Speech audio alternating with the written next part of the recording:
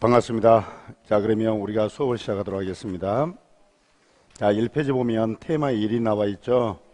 예, 반사의 질성이를 먼저 볼게요. 보면 반사의 질성이 효과가 나와 있죠. 나와 있습니까? 그럼 오늘 배웠는데 봐보세요.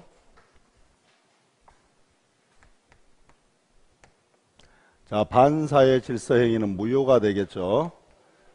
무효이기 때문에 이행 전이라면 이행할 필요가 없고 이행 청구를 못하죠. 이행하고 난 이후에는 이게 불법 원인급여가 된다고 그랬죠. 자, 불법 원인급여가 되니까 이때는 반환 청구를 한다 못한다.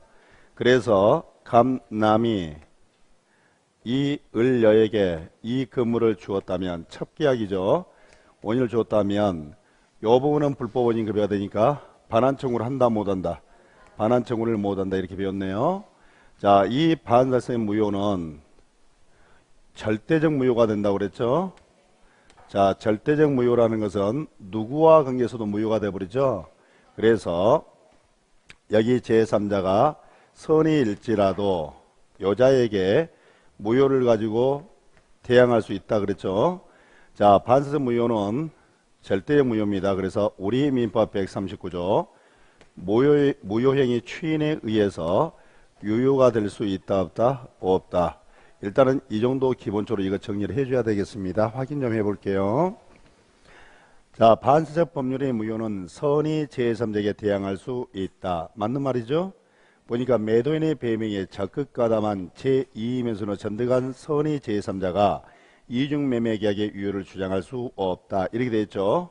그러면 자, 분명히 이중매매가 이처럼 반사의 질서에서 무효가 되어버리면 절대적 무효가 되니까 이 매수는 전득한 제3자가 선일지라도 이자는 이중매매계약이 유효라고 주장할 수 없다. 이런 뜻이 되겠죠. 2번 반사적 법률행위는 당사자 무효임을 알고 추인하도 유효가 되지 않는다. 무효의 추인이 인정되지 않는다. 이 뜻입니다. 자, 3번 첩계약의 대가로 아파트 소유권을 이전하여 주었다면 부당이득을 이유로 그 반환을 청구할 수 없다. 자, 이처럼 첩계약의 대가로 아파트 소유권을 이전해 줬다면 이건 뭐가 된다? 불법 원인급여가 되니까 부당이득 반환 청구할 수 없다. 이 말이 되겠죠? 자, 그러면 우리가 이제 반사의 질서행위에 해당하는 것, 해당하지 않는 것, 이게 나오죠.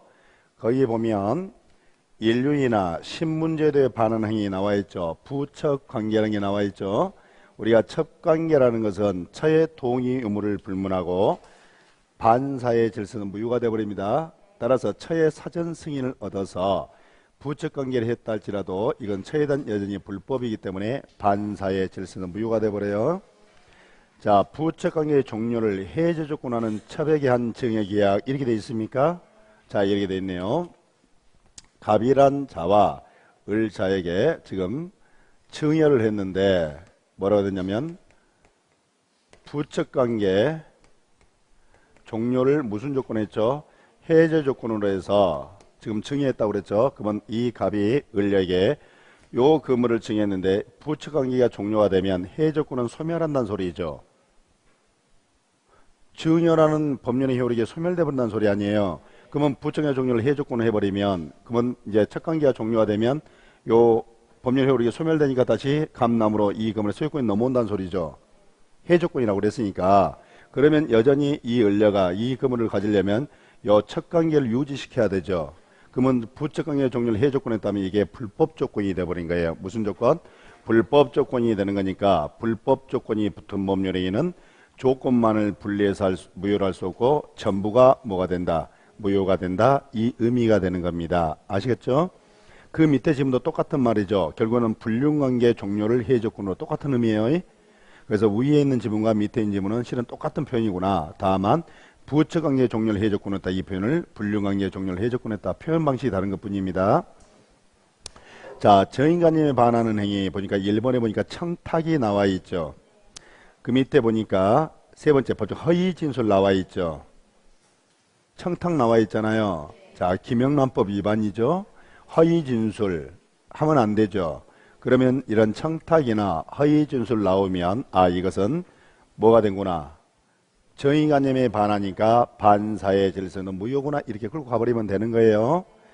자, 2번은 변호사가 아닌 자가, 이 표현이 중요한 말이에요. 누가요?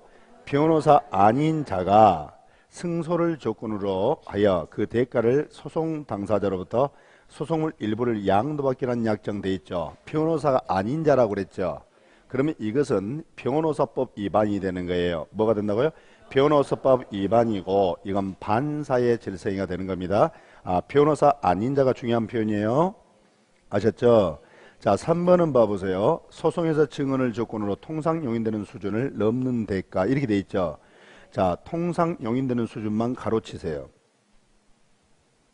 통상 용인되는 수준 가로치라고요. 쳤습니까? 넘은 대가 밑줄에 보세요. 이게 뭐냐면 자, A가 B에게 소송에서 증언을 부탁합니다. 자, 증언을 부탁하면서 급부약정을 한 모습이에요. 자, 이 급부약정 자체가 통상적으로 용인되는 수준을 넘는 거 초과죠. 초과하면 이게 반사의 질서는 무효란 소리예요. 그러면 초과하지 않으면 통상적인 용인되는 수준이라면 이때는 반사의 질서가 아니란 소리입니다. 그러니까 왜 제가 가로치란 부분 이해되셨어요? 통상적인 용인, 무조건 이게 증언을 부탁하면서 급부약정했다면 이게 무조건 반사의 질서가 아닌 거예요. 통상적으로 용인되는 수준이라면 반사성이 아니고 그걸 초과하면 뭐가 돼버려요? 반사의 질서행위. 왜 제가 가로치고 밑줄 하는 이유는 알겠습니까? 그러면 4번에 가로치 보면 적극 가담 나오죠. 그 전부 다 적극 가담만 나오죠. 그러면 여러분들이 이 표현이 나와야 적극 권유 또는 적극 가담, 적극이란 단어가 보이죠. 요 단어가 보이면 무조건 이중매매 부요 법리 있죠. 요걸 끌고 들어가 버리면 돼요. 적극이란 표현 나오잖아요. 그럼 무조건 뭘 끌고 들어가라고요? 이중매매 무효 법리를 끌고 들어와서 반사의 질서는 무효구나 이렇게 끌고 가버리면 돼요. 고민하지 마시고요. 아시겠어요? 과다하게 중한 위약벌 약정, 과다하게 중한 위약벌 약정 그랬죠? 이 또한 반사의 질서는 무효가 됩니다. 자, 어떤 일이 있어도 이혼하지 않는다. 평생 동안 혼인하지 않는다. 이혼의 자유를 극도로 제한했겠죠? 반사의. 자, 거기에 지나친 사항에서 노름 나와 있습니까? 거기에 보면 자 보세요. 도박자금을 제공할 목적으로 금전을 대하는 행위 이렇게 돼 있죠. 도박자금에 제공할 목적으로 금전을 대하는 행위 똑같은 표현이잖아요. 그럼 이 부분을 이렇게 정리할게요.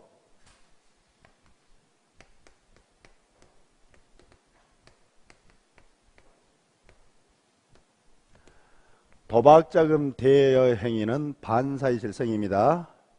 또한 도박채무 변제 약정입니다. 이 또한 뭐가 돼요? 반사의 질서이에요. 도박자금 대여 행위나 도박채무 변제 약정은 뭐가 된다고요?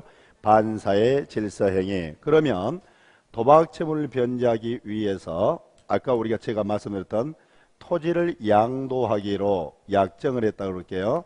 그러면 이 약정 자체는 토지를 양도의 약정 자체는 도박채무 변제 약정이 되겠죠. 이해됐죠? 그러니까 이 또한 뭐가 된다? 반사의 질서에서 무효가 돼버립니다. 이렇게 정리하면 돼요. 자, 동기불법 나와 있죠. 법률의 내용 자체가 반사적인 게 아니라 법률에 하게 된 동기 자체가 반사적인 걸 말씀드렸었죠. 그럼 봐보세요.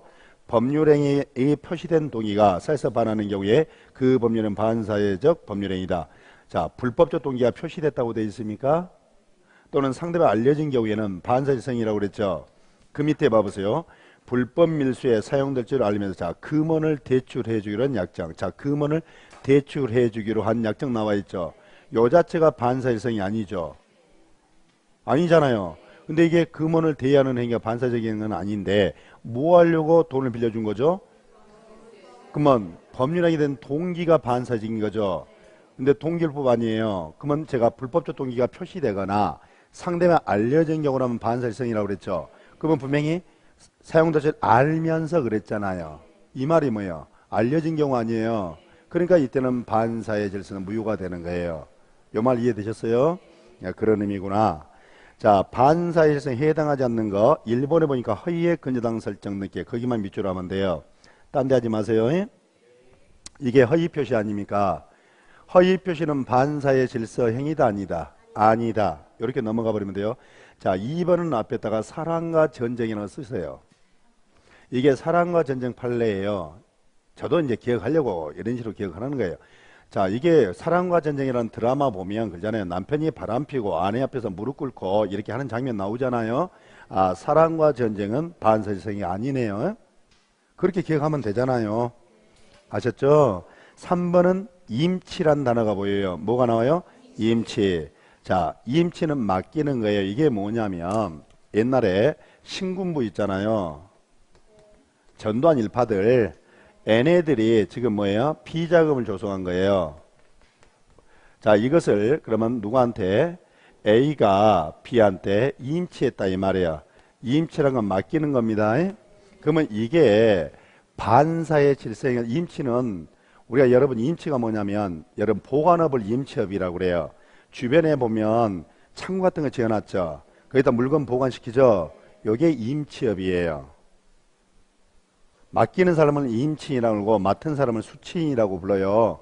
그러면 이게 예? 임시로 맡긴 게 아니에요.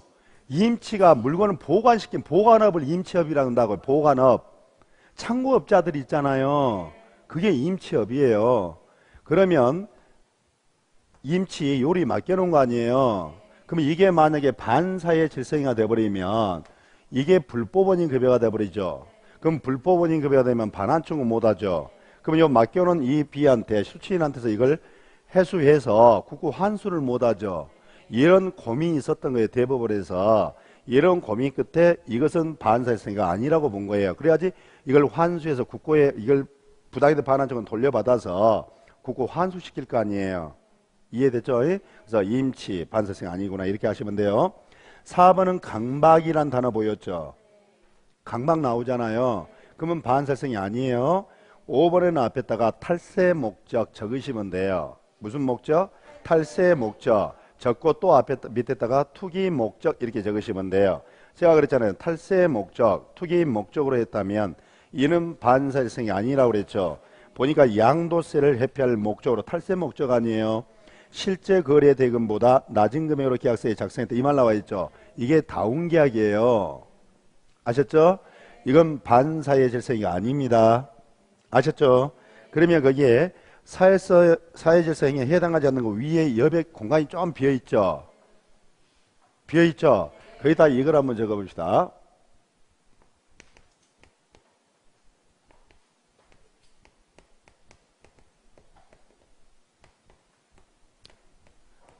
자, 소송, 승소사례금 약정이라고 그랬죠? 자, 이게 형사소송이 있고요.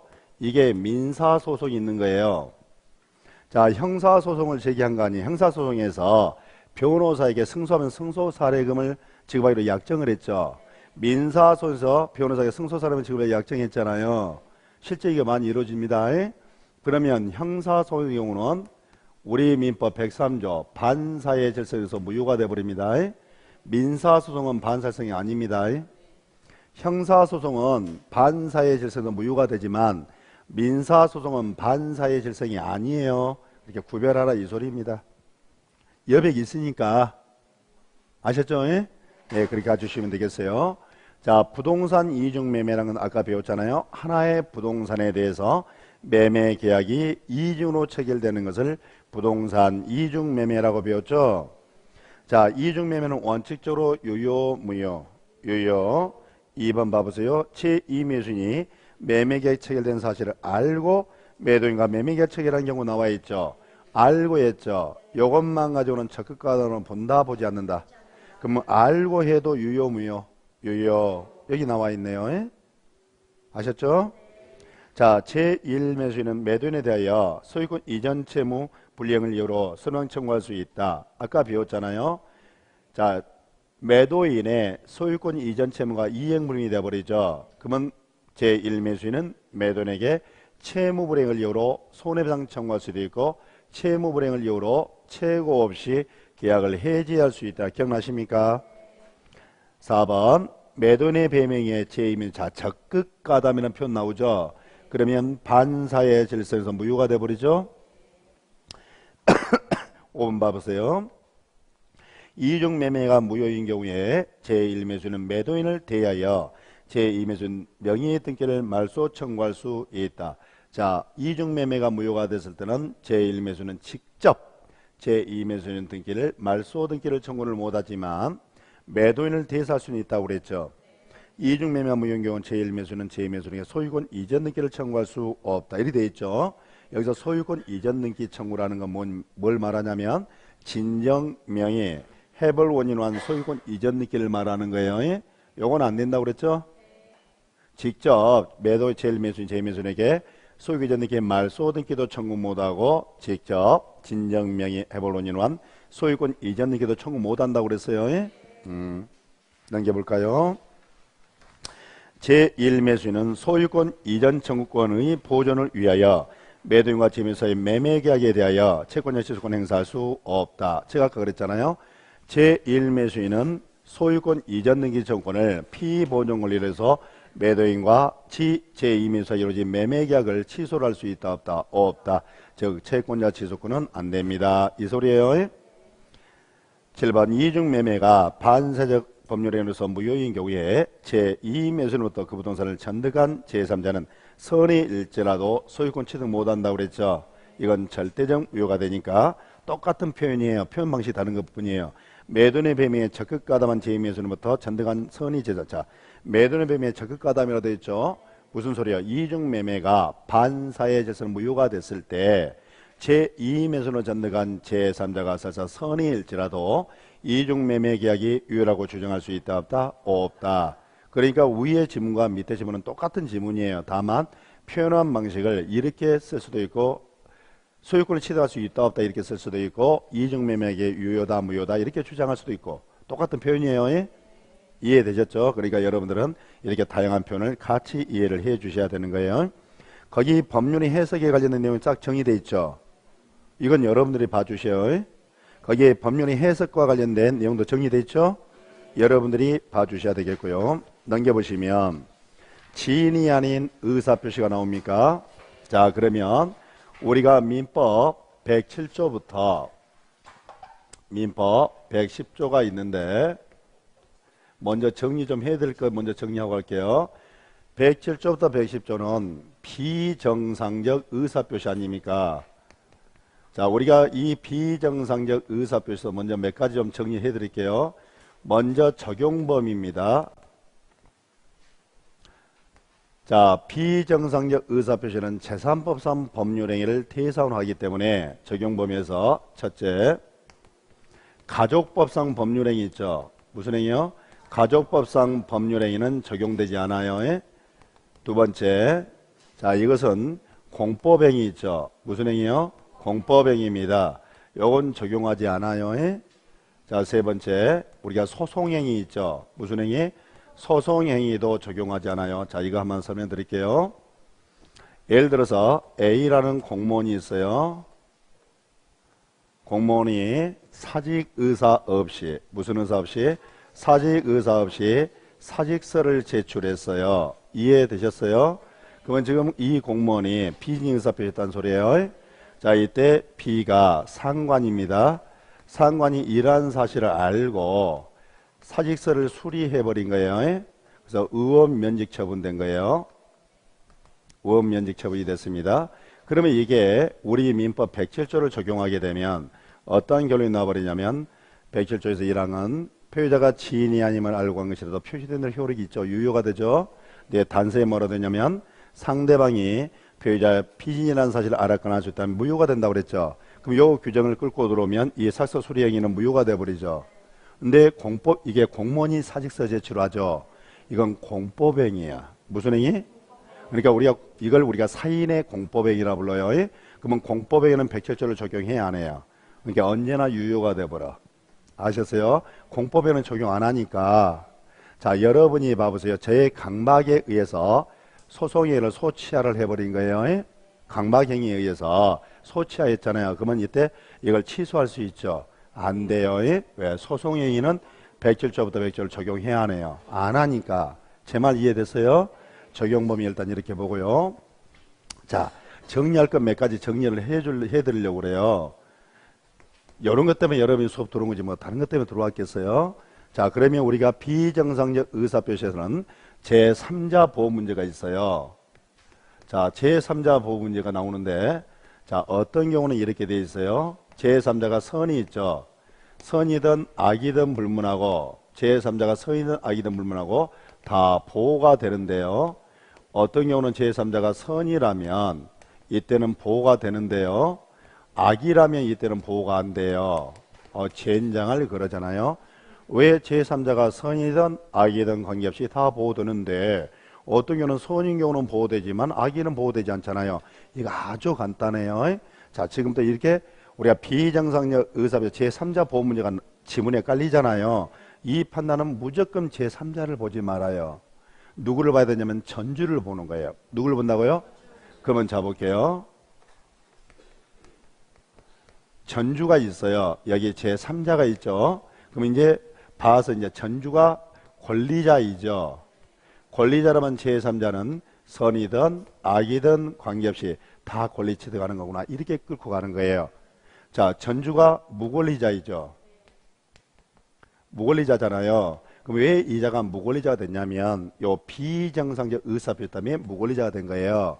그럼 우리가 민법 107조부터 110조는 공이 누구를 보호하는 규정을 두고 있냐면 선의 제3자를 보호하는 규정을 두고 있어요. 그래서 이때는 전주가 무권리자라면 이때는 제3자가 선이냐를 따져서 선이라면 권리 취득하고 악인은 취득 못한다. 이렇게 구별하면 아주 쉬워요. 그래서 제3자가 권리 취득할 수 있는 문제 지문이 딱 나오면 항상 제3자 보지 말고 누구 보는 거예요? 이전의 권리자를 보는 거예요. 이전의 권리자가 권리자인지 무권리자인지 이 판단에 따라서 선악불만 권리 취득하는 거구나.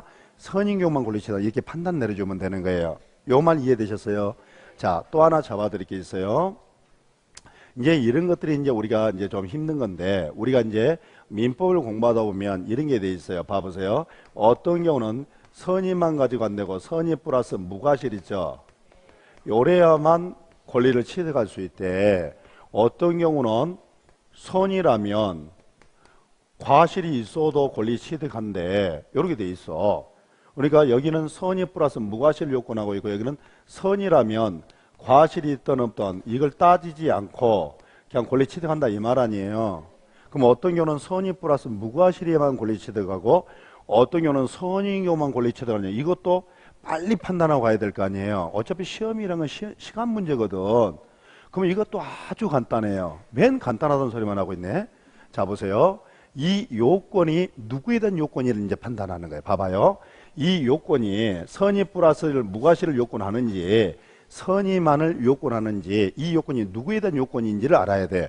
이게 만약에 상대방에 대한 요건으로 돼 있죠. 누구에 대한 요건?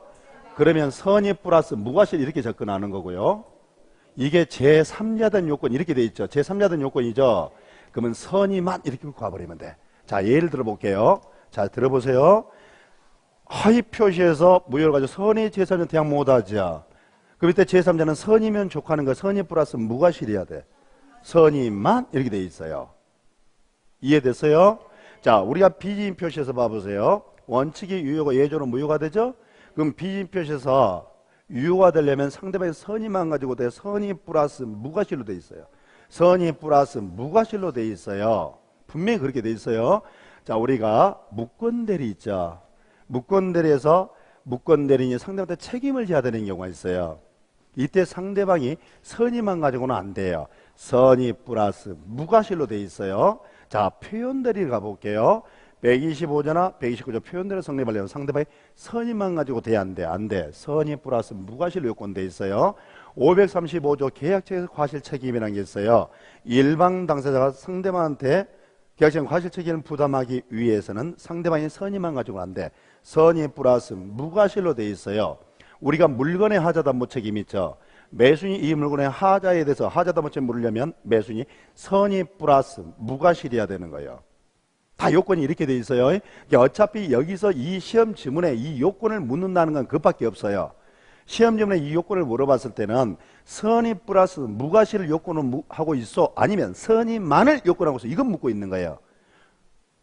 어차피 시험 지문은 그것 묻는 거 아니겠어요? 그러면 빨리 판단하는 거, 이렇게 판단하는 거. 아, 이게 누구에 대한 요건인지를 봐야 돼. 상대방에 대한 요건인지 제3자에 대한 요건인지 이 판단을 내려주면 돼요. 이게 만약에 상대방에 대한 요건이라면 선임만 가지고 안 돼. 선임 플러스 무과실 이렇게 가지고 이게 제3자에 대한 요건이죠? 그럼 어떻게 하면 돼요? 선임만 이렇게 접근하면 된다는 거예요. 제 말 이해됐어요? 그러니까 이런 부분이 우리 수험생들이 많이 힘든 부분이에요. 실은 이거 시험 지문 나오면 대체 이게 좀 비스무리하게 뭐 어디서 많이는 봤는데 너 반갑다 해 그러는데 답은 몰라. 환장하는 거예요. 이런 것들이. 그러니까 이런 식으로 구별하면 답은 쉽게 나와져요.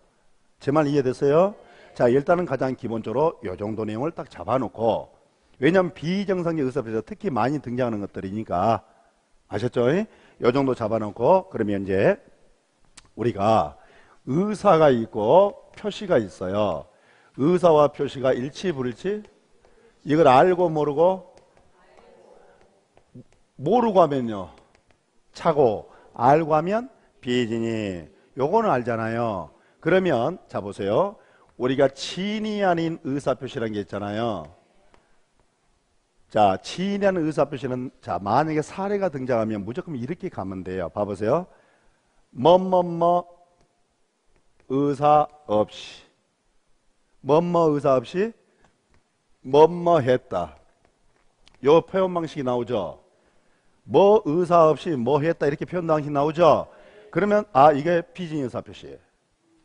증여 의사 없이 증여했다. 사직 의사 없이 사직서 제출했다. 뭐뭐 의사 없이 뭐뭐 했다는 소리 아니에요. 그럼 뭐라고요? 비진이 의사표시 이렇게 끌고 가버려야 돼. 무조건 끌고 가는 거예요.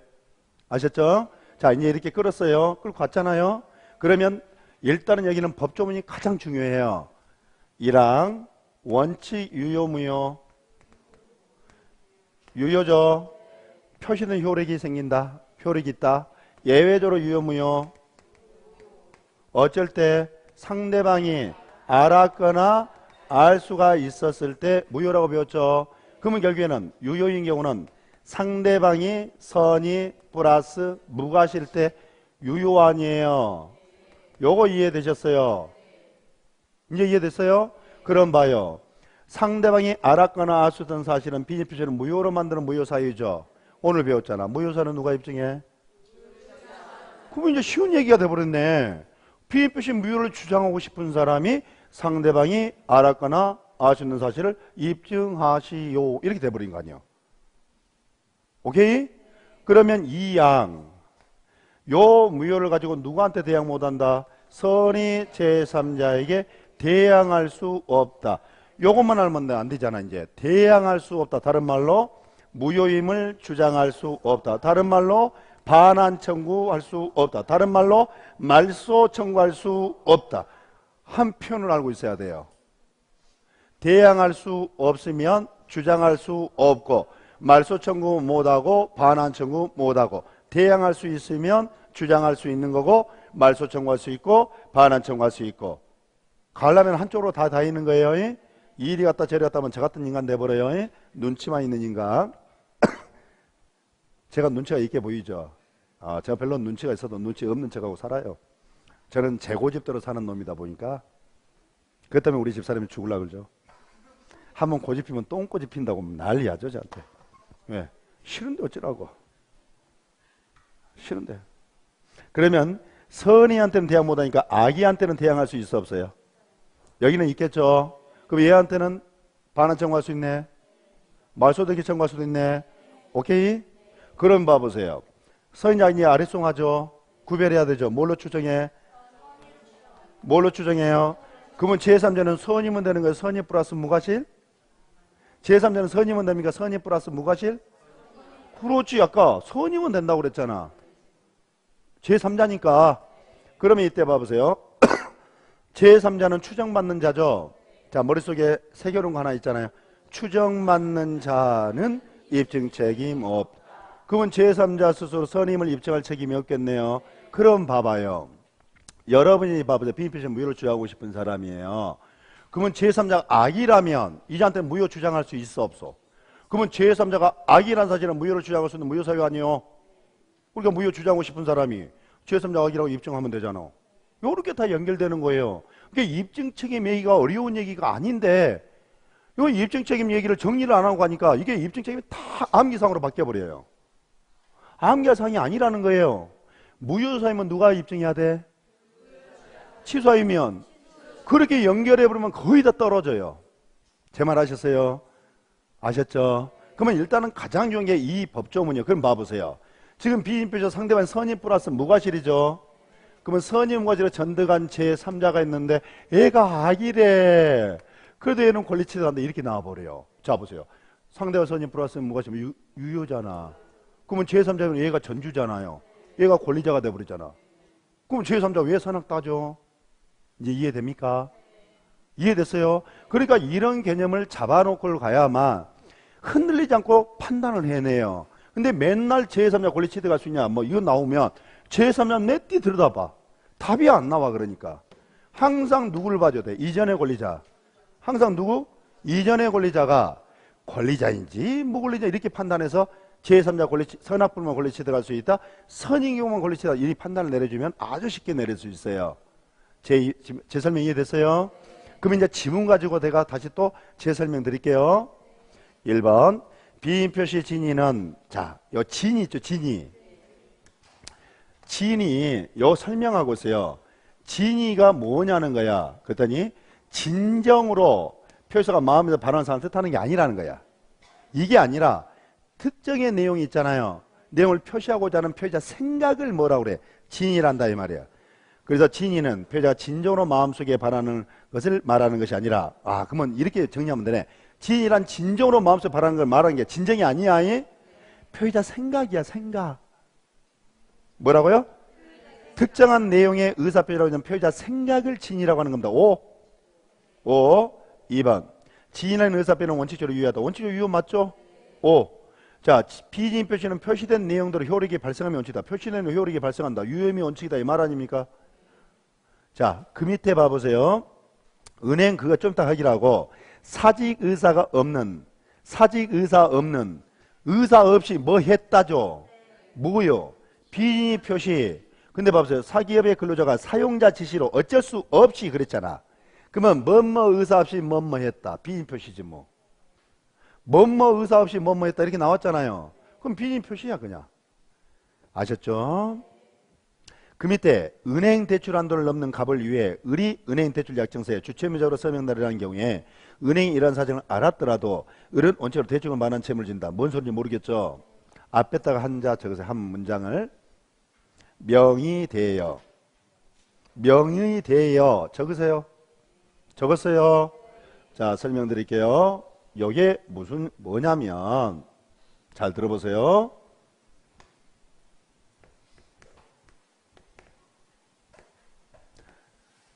명의대여 판례예요. 명의대여가 뭐예요?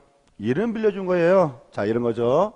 여기에 은행이 있는데 지금 대출하는 거예요. 그러면 대출 약정을 할 거 아니에요. 야, 이 대출 약정서에 자 보세요. 갑이 이놈의 돈 실제적으로 이놈 돈 갖다 쓰는 놈이야. 얘가 실제 채무자죠.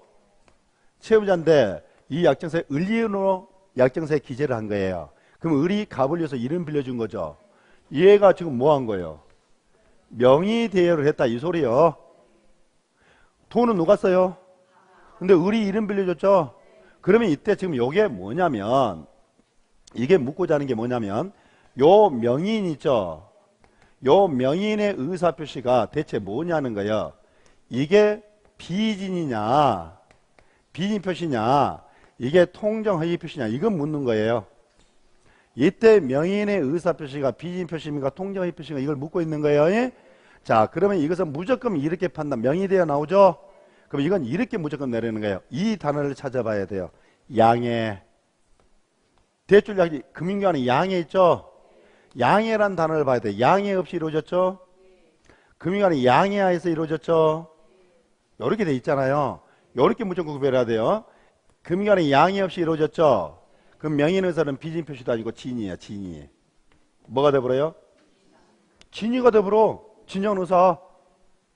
금융기관에 양해해서 이루어졌죠. 그럼 명의의사표는 뭐가 돼요? 통정허위표시가 돼버려. 그럼 봐보세요. 은행에 여기 봐요. 은행의 양해하에서 이루어졌죠. 그럼 얘 의사표는 뭐예요? 허위표시 아니요. 그럼 이 대표작전 유효 무효? 이렇게 돼버려. 근데 지금 이 질문 봐보세요. 은행 양해란 단어 눈을 씻고 봐도 있어 없어요? 없잖아요. 그러면 봐보세요. 우리 은행 대표자 주체면허 서명 안 했다고 했죠? 우리 이름 빌린 놈 아니야? 얘 의사표는 진이 비진이? 진이야. 진이죠. 그럼 은행이 이러한 사실을 알았더라도 얘는 진이잖아. 진이가 대출 반환채무를 부담하지 뭐. 얘가 피진이가 아니거든. 얘가 만약에 비진이라면 은행의 상대방이 되는 거 아니야. 그러면 상대방 알았거나 할 수 있는 경우라면 무효가 돼야 되잖아요. 근데 얘가 진이거든. 아, 진이니까 이게 유효 무효? 유효야 유효. 유효가 되니까 은행이 이런 사실 알아도 을은 돈 갚아야 된다 이 말이야. 이해됐어요? 그래서 명의대여는 요 단어를 찾아봐야 돼. 이게 금융기관은 은행의 양해에서 이루어졌는지 은행의 양해란 단어가 있는지 없는지를 가지고 구별해야 돼. 양해 단어 없죠 보니까. 그 명의는 을의 의사표는 진이 비진이? 진이야. 진이가 되니까 은행이 이란 사실을 알았더라도 을은 돈 갚아라 이 말이야. 자, 이렇게 여러분 시험에 나오니까 이 문제를 나왔을 때 이걸 맞았을까 틀렸을까? 다들 틀렸어. 다들 틀려버린 거예요. 왜? 이걸 구별을 안 하고 봤거든. 그때 이 시험이 나왔을 때 보니까 뭐야, 그 여러분들 시험 보고 나면 그 이의신청 있잖아요. 막 이의신청에 대해서 막 허벌나게 이거 많이 올라갔더만. 제 수강생도 물어봅니다. 저한테. 이거 이의신청이 되냐고. 그래서 제가 이제 물어봤죠. 그분한테. 보니까 지금 한 문제 걸렸어요. 그렇게 한 문제 걸렸대. 그럼 제가 솔직하게 얘기해 준 거 좋아하십니까? 아니면 그냥 립 서비스 좋아하십니까? 그러니까 솔직하게 얘기해 달라고 그러더라고. 그래요. 그러면 이 문제가 그렇다면 합격 못 하시네요. 그랬어요. 이거 이의신청감 아닙니다. 이의신청 아니에요. 이거 정확하게 질문 맞는 겁니다. 그랬어요. 그러니까 이것도 모르면서 이런 것도 모르면서 이것을 뭐 이의신청 그 선생들이 이의신청 까하고 깜이라고 그랬어요. 양해란 단어 없잖아. 그럼 의뢰의사표는 진이 비진이? 진이잖아. 아, 이거 진인데 은행이 이걸 알았던 말도 뭐에 따져? 돈 갚아야지. 제 말 이해되셨죠 이제? 이제 이해됐어요? 그럼 명의되어 나오면 어떤 단어 찾는다? 양해. 양해 단어가 있으면 양해 단어 있으면 통정 허위 표시. 양해 단어 없으면 진이. 여러분이 나중에 기본서에 가보면 이 판례가 두 개가 다 나와 있어. 허위 표시 가보면 그 판례 두 개 밑에 두 개 다 나왔는데 한번 찾아보세요. 하나는 금융안에 양해란 단어가 있을 거고 하나는 양해란 단어가 없어. 딱 그걸 가지고 양해 단어 있나 없나 봐가지고 한번 나중에 읽어보세요. 예? 아니 나중에 읽어요. 나중에 지금 말고. 아셨죠? 예? 그러면 3번 볼게요. 비인 표시의 진위와 표시의 불일치를 표제가 알고 한다는 점에서 차고 구별된다. 자 보세요. 알고 하면 뭐예요? 모르고 하면? 그러니까 알고 한다는 점에서 모르고 한다는 차고와 다르다. 맞잖아요. 부동산 매매에서 비인 표시는 상대방의 선의이며 과실 없는 경우. 자, 과실 없다가 뭔 소리죠? 무과실. 선의이며 무과실 때 유효하다. 자 보세요. 부동산 매매에서 상대방이 선의 플러스 무과실 때 유효다. 맞는 말 아니야? 선의 무과실을 요건하고 있잖아요. 5. 비인 표시는 상대방이 이를 비인 표시 당시 악이죠? 그럼 허위 표시와 마찬가지로 무효이다. 허위 표시는 당사자는 언제나 무효. 자, 알고 있잖아. 그럼 이것도 뭐예요? 무효. 이해됩니까? 의사 표시는 상대방의 피해자 진위함을 알았거나 알 수 있었을 경우에 무효이다. 맞죠? 5번. 비인 표시 무효는 선의 제시하면 대항 못하죠. 대항 못하죠.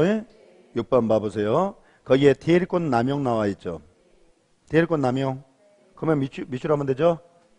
자, 대리권 남용이 우리 판례는 우리가 대리권 남용을 뭘 대리권 남용이라 하냐면 대리인의 배임적 행위. 뭐라고요? 대리인의 배임적 행위를 대리권 남용이라고 그래요. 이 경우에 판례 주리적 견해가 107조 1항 단서 유추 적용이에요. 비인 표시가 난 규정 유추 적용설입니다.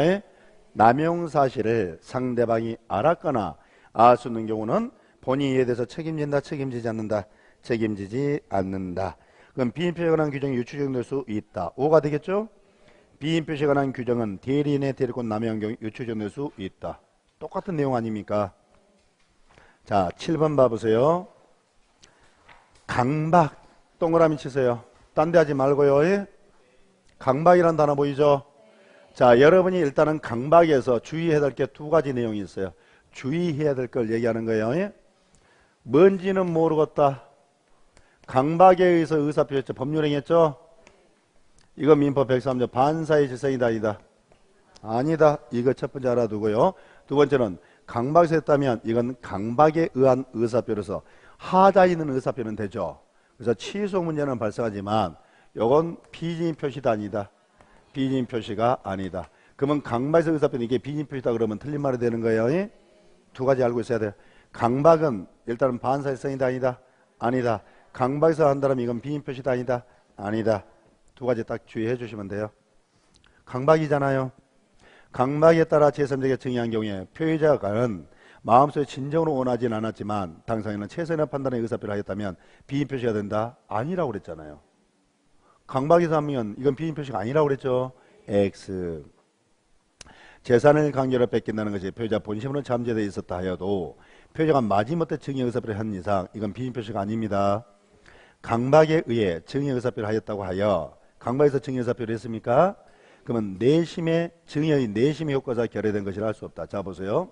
이게 무슨 소리냐면 지금 여기 증여 표시를 했는데 증여 내심의 의사가 없다 이 말이야. 그러면 증여 의사 없이 증여 표시했다는 소리 아니에요. 요 표현이 간단히 말하면 비진 표시다 이 말이야. 요 표현이 뭐예요? 증여의 내심 효과가 결여된 것이라 할 수 없다 이 말이 비진 표시가 아니다 이 말입니다. 요걸 해석하면 증여의 내심의 효과사가 결여된 것이라 할 수 없다 이 말 있죠. 이걸 해석하면 뭐가 아니라고요? 비인 표시가 아니다 이 뜻이에요. 예, 그렇게 해석하면 되죠. 예? 그러면 강박은 비인 표시다 아니다? 아니다. 맞는 질문이죠. 상대방이 표의자 진념을 알았다는 것은 무효를 주장한 자가 증명해야 한다. 자 보세요. 상대방이 알았거나 알 수 있었다는 사실은 비인 표시를 무효로 만드는 무효 사유죠. 그럼 누가 입증해야 돼요? 무효 주장자가. 그럼 이런 것들은 이제 헤맬 일은 없겠죠. 오라고 하면 되겠죠. 단독행위도 비집행하는 규정이 적용됩니다. 계약만이 아니라 단독행위도 적용돼요. 갑은 그의 엑스토지를 내심의 의사와는 달리, 자 내심의 의사와는 달리 이 표현 나왔죠. 의사와 달리 기부했다 이렇게 돼 있잖아요. 그럼 뭐요? 기부 의사 없이 예부에 기부하겠다고 표시했다 이 소리 아닙니까? 요게 뭘 얘기하고 있는 거예요? 비진입 표시를 얘기하고 있는 겁니다. 뭘 얘기하는 거요? 그러면서 문제 풀어보자는 얘기죠. 그러면 봐보세요. 요 지문은 이렇게 되어 있는 거예요. 갑이란 자가 을에게 비진이로 요 앞으로 등기해줬다 이 말 아닙니까? 그러면서 문제 풀어보라는 소리입니다. 1번. 을이 갑의 진위를 과실 없이 몰랐다면, 자, 을이 과실 없이 몰랐죠. 과실이 없으니까 뭐죠? 몰랐으니까 뭐예요? 그러면 상대방, 을이 상대방 아니에요? 그러면 상대방이 선의 플러스 무과실이라는 뜻이에요. 과실 없이 몰랐다. 이걸 항상 머릿속에 뭐라고 써죠? 선의 무과실. 선의 플러스 무과실 말해요. 예? 그러면 상대방이 선의 플러스 무과실이죠? 그러면 X토지 소유권 취득해야 못해요? 그러면 왜 X가 돼야 되는지 알겠죠? 이제 해석돼요? 2번 그 밑에 을이 통상인의 주의만 기울였어도 갑의 진위를 알 수 있었다면 이렇게 돼 있죠. 자 기억 한번 해보세요. 알았거나 제가 알 수 있었을 경우라는 게 있었죠. 이게 생략된 표현이라고 그랬을까요? 통상인의 주의를 기울였으면 알 수가 있었을 텐데 부주의로 몰랐다. 기억나십니까? 이게 뭔 소리야? 과실. 과실. 그러면 을이 과실이 있다 이 말 아니에요. 그러면 이 비인 표시는 유효 무효? 그럼 을의 등기는 유효 등기 무효 등기? 그럼 을은 소유권 취득한다 못한다? 5가 되겠네. 쉽게 해석되죠 이제? 자 을로부터 X토지를 매수하여 이전 등기를 경유한 병이, 그럼 병은 누군데요? 제3자. 을로부터 그러면 갑의 진위를 알았더라도 그 뭐예요? 제3자가 병이 악이다 이 말 아니요. 제3자가 악인데 뭐라고 되어 있어요? 을이 갑의 진위를 과실 없이 몰랐다 이렇게 되어 있죠. 을이 과실을 몰라. 선의 플러스 무과실이죠. 그럼 을이 전주 아니에요. 그러면 전주가 선이 플러스 무과실이네. 얘가 권리자 뭐 권리자? 권리자 되버죠. 그러면 최선은 선악 따질 이유가 있어 없어? 그러면 제3자 병이 악이어도 소유권 취득하겠네. 이제 해석됩니까? 결국 이거 해석이야. 다 해석만 하면 쉬운 거예요. 이 해석이 안 돼서 어려운 거예요 지금. 저 당초에 뭔 얘기하고 있는 거야. 복잡해 미치겠다 그러잖아요. 천천히 해석해 보세요. 되잖아요. 자, 그 밑에 지금 그럼 오라고 그래야 되죠. 을로부터 엑스토리를 매수하 이전되기를 격려한 병이 갑의 진위를 몰랐다면 병이 누군데요? 얘가 몰랐다면 제3자가 선이라면 이 말이죠. 그럼 얘는 소유권 취득해 못해? 취득해 못해요? 하잖아요. 이해됐어요? 얘 때는 우리의 권리자 뭐 권리자 아예 따질 이유가 없잖아요. 병은 언제나 소유권 취득해요? X죠? 자, 27회 시험 문제 한번 봐볼까요? 진이란 특정한 내용의 의사표라고자 하는 표의자 생각을 말하는 것이지 표의자가 진정으로 마음속에 바라는 상을 뜻하는 건 아니다. 아까 진이 이렇게 설명했죠. 2번 상대방이 표의자 진념을 알았을 경우에 알았습니까? 그러면 표의자는 진념의 의사표를 취소할 수 있다. 자 보세요. 진념의 의사표는 상대방이 알았거나 아수 경우라면 무효라고 했잖아. 그럼 취소 문제가 아니잖아. 그럼 이게 틀렸겠지 뭐. 아니 비인 표시는 무효, 이를 알았거나 아수는 무효가 되는 것이지 취소할 수 있는 게 아니잖아요. 왜 이 집은 틀린지 알겠어요? 자, 대리 행위에 있어서 친연의 의사표시 여부는 대리인 표준을 결정한다. 기억 한번 해볼까요? 우리가 대리행위 하자 있죠. 대리행위 하자 여부로 말미암아 대리행위 효력에 영향을 미칠 경우에 그 대리행위 하자가 있는지 없는지 판단 누굴 기준으로 하라? 누굴 기준으로? 그럼 비인 표시에 해당 여부는 누굴 기준으로? 누굴 기준으로? 대리인. 착오는 누굴 기준으로? 대리인. 왜 지금 갑자기 가면 헛소리들 나오려고 그래요? 대리행위 하자. 무슨 하자? 아, 대리행위 하자는 누굴 기준으로 봐라고 배웠어요? 그러면 이게 비인 표시에 이루어졌는 누굴 기준으로 봐야 돼요? 착오 여부는? 사유강박은? 아, 자신있게 대리인 이렇게 가야지. 어쨌든 대리인, 어쨌든 본인이 이렇게 가버리나? 그러면 안 되죠. 그러면 지금 봐보세요. 대리행위에 있어서 진한 의사표 비진 표시 아니요. 누굴 기준으로 봐야 돼? 맞는 질문 아니요. 진한 의사표시 효력이 없는 경우에 진한 의사표시 효력이 없는 경우는 무슨 소리예요? 비인 표시가 무효인 경우에 이렇게 깔아놓은 거 아니에요? 비인 표시가 무효인 경우에 이 말이죠? 그럼 무효인 경우에 어찐다고? 당사자는 진한인 의사표시를 기초로 새로운 이익이 맺은 선의 체험 대응 못한다. 아니 비인 표시가 무효인 경우에 누구한테 대응 못한다? 선의 제3자 대응 못한다. 이 소리를 이렇게 써놓은 것 뿐이잖아 지금. 간단하잖아요 실은. 진한 의사표시가 뭔데요? 비인 표시 아닙니까? 효력이 없어. 이게 뭐요? 무효. 그럼 비인 표시가 무효인 경우에 이 말이요. 누구한테 대응 못해? 에이, 선의 제3자에게. 분명히 선의 제3자 대응 못한다고 써놨잖아요. 진양 의사표시는 상대방과 통정이 없다는 점에서 통정표시 구별된다. 기억 한번 해볼까요? 비인 표시가 있는데 상대방과 통정에서 하면 뭐라고요? 통정의 표시. 통정이 없으면. 비인 표시. 통정이 있으면. 없으면. 그래서 통정의 표시와 비인 표시 차이점이 상대방과 통정이 있냐 없냐. 맞잖아요 지금. 됐어요? 우리가 봐보세요. 지문 봐보니까 수업 시간 안 한 내용이 있어요? 하나도 없잖아. 다 배우는 내용들이 나와요. 에? 걱정하지 마세요. 인상도 쓰지 말고 다 배운 건 나와요. 아셨죠? 자, 통정허위 표시가 나와요. 이것도 아주 쉬운 얘기예요.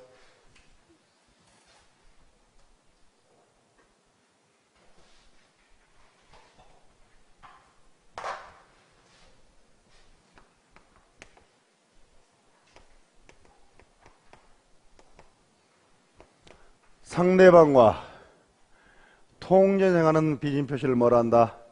통정허위 표시. 그러면 상대방과의 통정이 없으면, 있으면,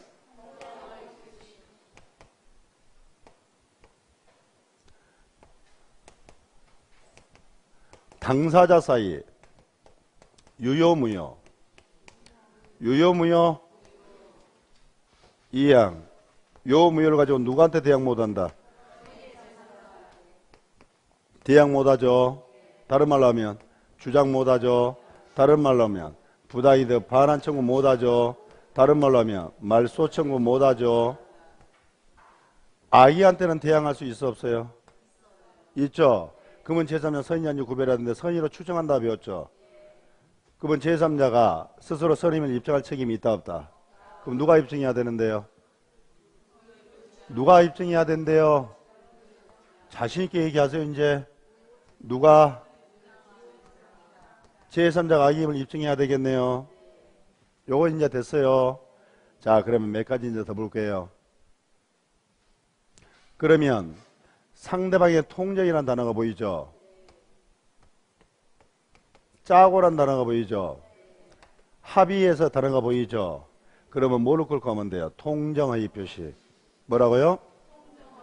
자, 그러면 허위 표시는 아까 배웠잖아요. 반사의 질서 행위다 아니다? 아니라고 배웠죠? 그러면 표의자가 있고 상대방이 있어요.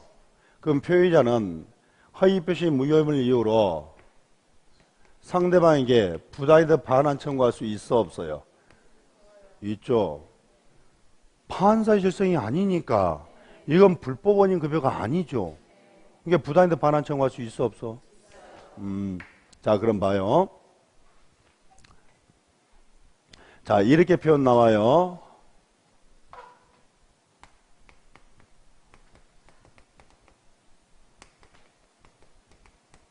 강제집행을 면탈하기 위해서 또는 강제집행을 회피하기 위해서 이렇게 나오죠.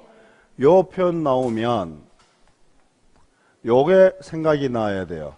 채권자 취소권. 뭐라고요? 요게 생각나야 돼요. 예? 그럼 예를 들어서 가장매매를 했다 그럴게요. 그럼 이게 유효 무효? 무효죠. 을매등기는 유효 등기 무효 등기? 그러면 여전히 갑이 소유자죠. 그러면 갑은 을의 등기를 말소 청구할 수 있어 없어? 있죠. 그러면 이때 여기에 강제집행 면탈하기 그렇다면 채권자 취소권 대상이 되죠. 그러면 이런 거예요. 채권자가 요 매매를 취소소를 제기해서 이렇게 나옵니다. 요게 뭐냐면 채권자 취소권 얘기하는 거예요. 자, 여기서 더 가야 되겠어요. 요 무효를 가지고 누구한테 대항 못한다? 악의 제3자한테는 대항할 수 있어요 없어요? 그러면 지금 강제집행 면탈하기 위해서 그러면 채권 취소권 대상이 되잖아. 허위 표시가. 그러면 제3자한테 채권자 취소권 행사할 수 있냐 없냐 이것도 알아야 돼요. 제3자가 선이죠. 여자한테는 행사 못합니다.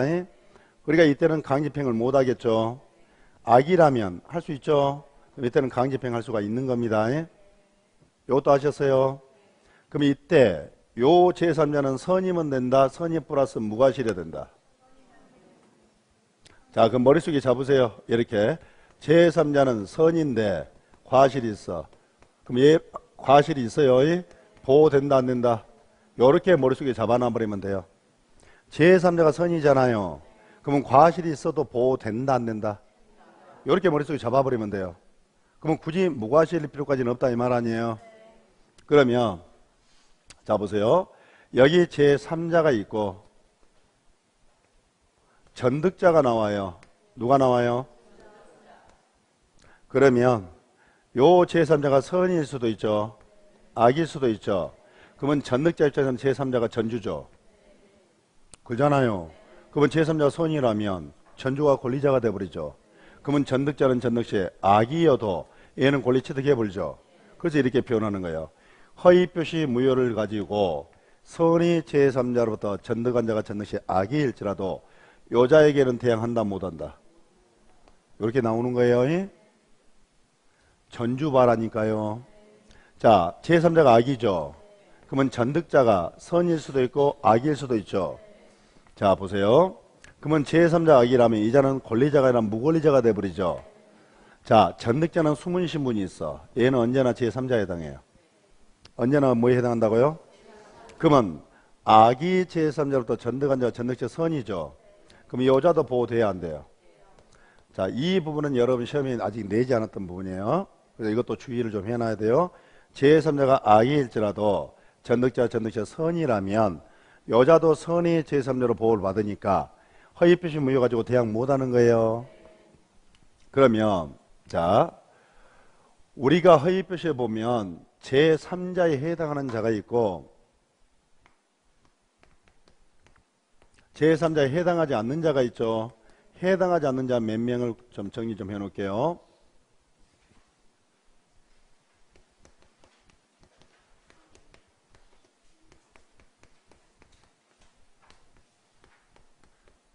당사자 지위를 승계하는 자라면 얘는 당사자로 봐야 되겠죠.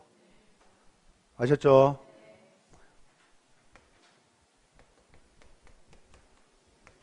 포괄승계인, 상속인 있죠?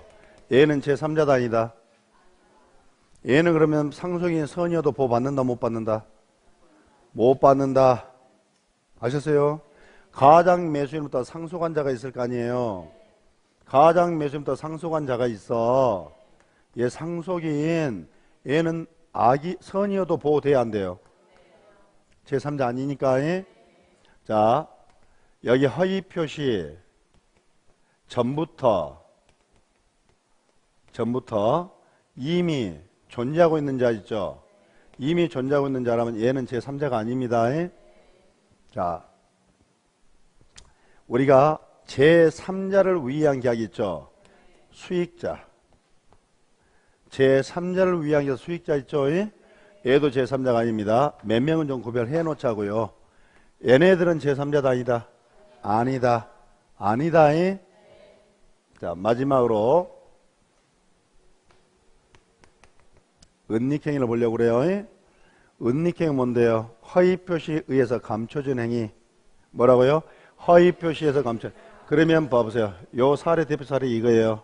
갑이 을에게 요 토지를 증여를 해요. 근데 증여를 감춰버리고 매매 형식을 취하고 을 앞으로 등기를 해줬어요. 요 말 이해됐죠? 그러면 갑은 증여의사예요? 매도의사예요? 그러면 이 매매는 가장매매 아니에요? 가장매매가 이 매매는 무효가 되겠죠. 대신 증여는 은닉행위는 유효가 되는 거예요. 그러면 의뢰등기는 유효등기 무효등기? 실체한 게 일치하니까. 뭐라고요? 유효등기죠. 그러면 을로부터 전득한 병이라는 제3자가 있어요. 얘 앞으로 등기에 따를게요. 얘가 악이에요. 이 사실을 알아요. 그러면 갑은 요 매매가 무효를 들어서 요 병매의 등기를 말소 청구할 수 없다. OX. 자, 병 입장에서는 전주가 누구예요? 의뢰 등기야, 유효 등기, 무효 등기? 그러면 전주가 권리자, 무권리자? 왜 그러면 제3자 선하게 왜 따져요? 또 봐봐. 제3자를 또 구별을 못하고 있잖아요. 얘는 제3자 아니에요? 맞잖아요. 그럼 얘가 권리 취득할 수 있냐 없냐 따져봐야 될 거 아니에요. 허위표시 무효를 대항할 수 있다면 얘는 권리 취득 해불고 없다라며 대항할 수 있다면 권리 취득 못할 거 아니에요. 그러면 전주가 누군데요? 그럼 의뢰 등기, 유효 등기, 무효 등기? 그러면 병이란 제3자는 권리자도 권리 취득 아니에요. 그럼 얘 선하고 왜 따지냐고? 따질 이유 없잖아요. 그러니까 이런 것들을 여러분들이 맨날 헤매고 있으니 뭔 점수가 왜 나와? 이런 거 하나 정리가 안 되는데 항상 제3자 권리 취득 문제 나오면 항상 누구 봐라고요? 그걸 머릿속에 새겨놔요. 제3자 가지고 판단하지 말란 말이에요. 항상 누굴 봐라고요? 전주가 권리자냐 무권리자냐. 전주가 권리자라면 제3자 왜 선악을 왜 따져요? 그러니까 악이어도 얘는 권리자가 돼버리잖아요. 그럼 얘한테 대항해 못해? 못하죠. 말소 청구 못하죠. 됐어요? 간단한 얘기예요. 간단한 얘기인데 항상 이런 부분들이 헤매니까 여러분들이 어렵다고 자꾸 얘기하는 거예요. 아셨어요? 우리가 허위표시에서 가장 기본적으로 이런 내용을 잡아놓고 이제 내용 들여다 보면 허위표시 정말 쉬워요. 나올 내용들이 뻔히 정해져 있어. 자, 정해져 있다는 걸 이제 보여줄게요. 제가. 잠시 쉬었다가 요 내용 바로 들어갈게요. 요 지우지 말고 그냥 놔둬버리세요.